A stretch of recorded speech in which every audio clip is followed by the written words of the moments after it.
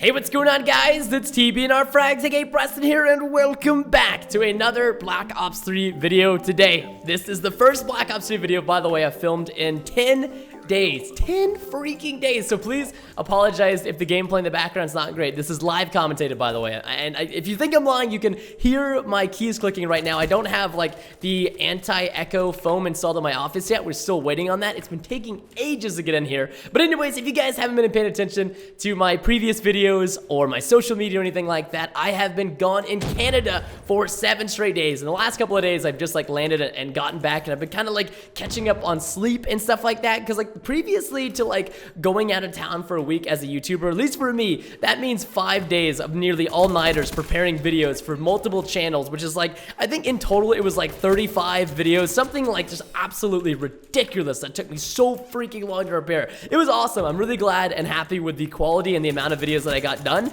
but that's kind of like what inspired the Road to Nuclear series that you guys saw on the channel. Don't worry, I'm not quitting it or anything like that. It's still gonna happen. I'm just like, you know, I wanted to kind of give you guys a little bit more of an updatey kind of like catch-up-y video. Some of these guys in the enemy team right now, man, they're pretty good. Like, they're not really gonna allow me to commentate here very well. So yeah, anyways, I went on the trip. We do it every single year with a big group of my Minecraft YouTuber friends. We call ourselves the Pack. It's myself, Mitch, Beijing Canadian, Jerome ASF, Fixstar123, Lachlan, and Mr. Wiffles. And it's always super, super fun. We do it every year. I missed last year, actually, so I felt really, really bad, and like I had to go this year. Like, I just could not miss it. I missed it last year because my brother was getting married, which is, you know, a pretty legitimate excuse, because now they have a baby, and it's my first niece, and she's absolutely adorable. So yeah, that I can let slide, but never again. I cannot miss ski trip. It's technically like both a snowboard and ski trip. But yeah, anyways, we did it in Quebec City. It was really awesome. It wasn't Quebec City. It was called the slope and like resort we stayed at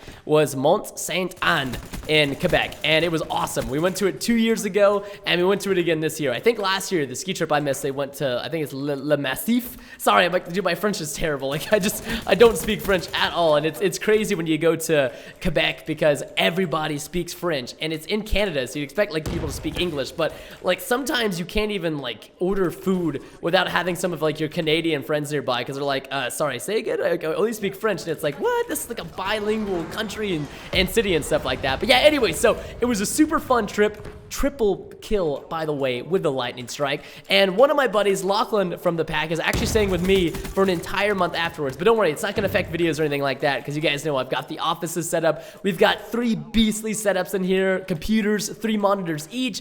It's pretty freaking hype. We're just kind of waiting for some of the soundproofing and stuff like that. But he's actually in an office right behind me, like 3 feet behind me, filming a video, and you guys can't even hear him right now. I can't even hear him, which is really cool. The fact that like I've got like one of my best friends just sitting right here behind me filming a video, and I can't even hear him because the offices are just like that hype. So yeah, anyways, the trip is really cool. We flew into Mr. Wiffles' house the first day. He lives in Toronto. Sorry, I'm trying not to die. Come on. Was that the sniper? That was the sniper. Fudge that, man. Actually garbage, dude. But yeah, so we flew into Mr. Wiffles' house the first day in Toronto. We went to like a ping pong bar. It was really hype. Next day, we flew out of Toronto to, instead of flying to Montreal, Quebec, which is what we were going to do, we were going to fly in there, and then it was like a 3-hour drive to the slopes that we wanted to do. We just took a different flight and flew straight into Quebec City, and then took like a 45-minute cab ride. It was so cool, man. Like, there was snow everywhere. And if you guys didn't know, like, I'm a Texan, so seeing like that much snow was just so cool. It was just snow everywhere, dude. Like, so much snow. It was beautiful. It was so awesome. The only bad thing about skiing on the East Coast is the fact that it's kind of icy at sometimes, and ice is not good for, you know, anybody, especially for people who are trying to learn how to snowboard or even learning how to ski. I'd say it's probably especially worse for snowboarders. I would think anyways. I don't really know. But yeah, so I'm gonna give you guys a little bit of a rundown on my previous snowboarding and skiing experience. I snowboarded and skied for 1 day each when I was 13. Basically learned nothing except for the fact that it really hurts when you fall, and that was in Vail, Colorado. And then the next time was 2 years ago when I went on the first ski trip with the Pack. It wasn't even the entire Pack. I mean, we weren't even the Pack back then, which is kind of crazy to think about now. So yeah, anyways, we went back then, and I didn't snowboard. I just skied, and I was terrible at it because I've always been like a longboarder, so I really enjoyed the fact that like I'm on a board.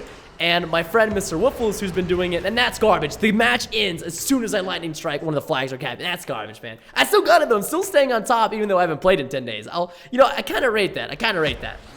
So yeah, anyways, my friend Mr. Wiffles, he's been snowboarding. I think he's been skiing for 20 years, snowboarding for like 18 years. And he was like, I'm gonna make you an intermediate snowboarder by the end of this trip. And I was like, all right. So we had 3 days to ski. I know I was gone for a week, but the first 2 days were kind of like traveling and hanging out. And then there was like 3 days of actual skiing and snowboarding. And like the last 2 days were like traveling and bantering once again. So I had 3 days to transform myself into a somewhat decent snowboarder so that for the next trip, I don't completely suck. But honestly, I fell in love with snowboarding. I'm definitely going to go again. I'm like an hour-and-a-half flight away from Colorado. So I definitely would love to do some like snowboarding and stuff like that. Maybe even like a meetup in Colorado. Like it was just so much fun. So yeah, anyways, let me give you guys a rundown. So first day, I stayed on the bunny slopes and I was being taught how to snowboard, and that was like super embarrassing because there's like a bunch of kids who are like 4 and 5 years old on snowboards and skis that are like just blazing past me, and that's like not even like me like watering it down for you guys. They are literally blazing past me at like speeds that I'm just like, if this kid falls, he's gonna like break his whole body. And it was still really fun though, like even though I was like on the bunny slopes, and it was just difficult. And definitely for next year, I'm gonna buy my own snowboard because like the bindings I had, which is what like attaches your boots to your board, they were just like really bad, and the snowboard was not very flexible. And if you guys like longboard or skateboard or snowboard, anything like that, like you know you want a more flexible board because it makes movement and like everything just generally a lot easier. Get wrecked, by the way, dude, literally wrecked, dog.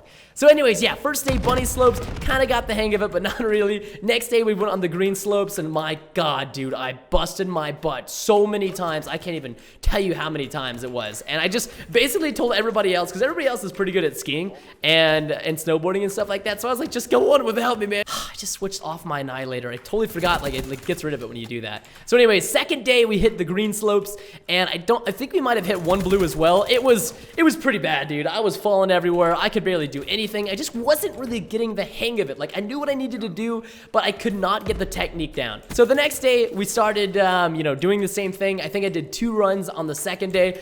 Kind of was getting the hang of it, but not really. It was still falling on like really dumb parts. Like I would like just freshly put on my board and I would already fall like within 5 seconds, and it was just super embarrassing. And I was just like, fudge sakes, man. Like I know, like I'm not that bad at boarding and stuff like that. Like I know I can get this down. Like I'm pretty good at picking stuff up, and this guy's still just going on about me having an aimbot, which is super banterous. So the second day was all right, kind of learned, but not really. It was kind of like purgatory. I wasn't learning much. The third day is where things got interesting. I did 2 runs, and on my my very last run on that day, I was like, dude, I've got this. Rob, who is, you know, Mr. Wiffles, I was like, please come out with me on some night runs. So we purchased the additional ski passes for the night runs, and we did 3 runs like back to back. Like each run was probably 15 to 20 minutes, which for me is really good. For you guys out there who are more advanced and intermediate, that you're like, that's pretty bad. But for me, 15 minutes was a huge step up from like what it took like 50 minutes to an hour for me to get down on the first and second day. So that was pretty awesome for me. And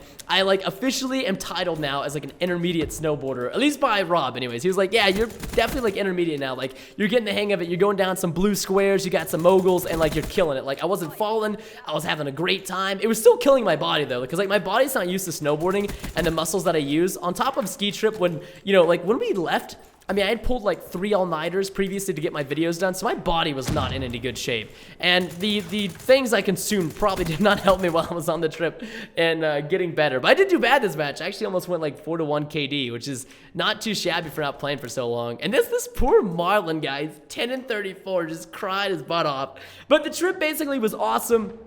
I'm so blessed to have you guys and have such good friends, and it was just so cool. Like, you guys are just phenomenal, and thank you guys so much for being patient. I know that there was almost a video every single day with the Road to Nuclear series. Minus like there was like 1 or 2 days where I missed some videos. I do apologize for that, but now that I'm back here, can get on the grind. The office is nearly set up. I know we're missing the face cam right now. I'm actually getting I broke my tripod, so I'm getting my sister's tripod and her lighting from her house, and then I can actually get the face cam back up. I tried to jerry-rig mine, which is like, you know, modifying it, and it just didn't work. I took out the screws and they won't go back in, and it's just a giant mess. So I'm just gonna take my sister's. So Facecam should be back in, rocking and rolling, but it's so nice being in the office, being able to like have this dedicated recording setup. I'm also playing like on a new computer, a new desk. I've got a lot of warming up to do here at the office, but it's so nice being able to record videos in super high quality for you guys in 1080p and not worrying and being like, oh crap, like, right now I'm filming this video and it's like almost 10 p.m. And normally at my house, I'd have to be like, oh, it's 10 p.m. Don't even try to film a video because